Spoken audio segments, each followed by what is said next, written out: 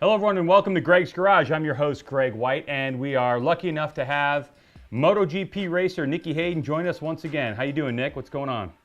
I'm not doing too bad. Could be better, but obviously it could always be a lot worse too. So healing up and try and get back on my bike. Yeah, let's talk about the injury and then how long has it been since you've been off the bike? What's going on with the injury? Tell us about the actual nature of the injury first. Well, the injury started back at the Jerez GP, kind of something that's even an older injury from the last couple of years, where I had a scaphoid break in my wrist a couple of years ago in Valencia that's never fully healed correctly, and it's caused me a lot of discomfort and pain, and eventually that bone had just died off because it never healed right, and it's the slowest healing bone in your body because it never gets blood, and so early in the season was just in a lot of pain, couldn't ride properly, couldn't really train properly. I had it scoped to try to hopefully get through the season, but that worked for a couple of weeks, but then was right back to the problem. So I had to choose with my team to make a big operation and had quite a big surgery, quite a serious surgery, especially being it's the right wrist, a lot more serious, where they actually took out a row of bones, took out 3 bones. The scaphoid bone that was basically destroyed. Proximal row carpectomy is the legal term or medical term, and but it's been about 7 weeks now, and I'm feeling really good. I mean, the pain and stuff is gone mostly, but now it's just a matter of trying to get my strength back, and but I'm on my way. I'm it's very serious as I said, but I feel like I'm recovering now, and really excited to how things are coming. I've seen on your social media and also your brother's social media that you've been training quite a bit over the last couple of weeks. How's that training going to stay fit, MotoGP ready? Well, I would say, definitely there was a period in there I wasn't training because, just doctor's orders. So in the last, I would really say maybe the last week and a half, I've been able to train quite a lot more.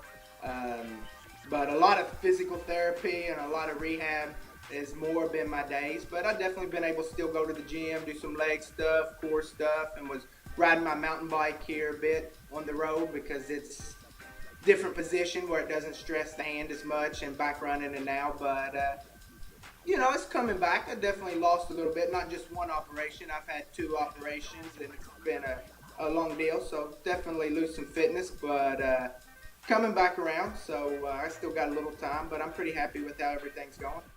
Is it killing you not to be at the races? It's not fun. Indy was really tough. I was there watching, and I didn't like that. Bruno wasn't as bad, but Silverstone was another hard one because I really like that track. I've been the first Ducati there every year we've went there, and just like the atmosphere and feel good at that track. So I don't like it, but I realize injuries are a part of this game, and it wasn't doing me any good to keep riding in the condition I was in. Wasn't good for me or the team, so we had to take this decision. So of course, I'm a racer, it's normal, so stuff, but it's part of it. Now, if I understand this correctly, you're on a 2-year deal, is that correct, with your current team? That's correct. You got your facts right. So it would seem like it would be a good time to take a break given the performance of that Honda, where there are rumors that Honda's kind of committed to adding some horsepower to that motorcycle next year and getting you guys more competitive. If any of that is true, and I'm not saying it is, but if any of that is true, would that have factored into the decision to have the surgery right now? Well, for sure, it was something to take in consideration being a 2-year deal, but truthfully, I couldn't keep riding. I mean, the last race, in Germany, I had to set out free practice 4 just to be strong enough, ready for Q1, which worked because I was able to advance to Q2, but truthfully, I couldn't keep doing it. The bone was crushed, or destroyed, so the other bones in my wrist were moving, and I had no stability, and I really had no choice. But that being said, it's nice to be on a 2-year deal this particular year. I'd hate to be sitting home looking for a contract and team managers reading that I just had 3 bones taken out of my wrist wouldn't have much bargaining power right now.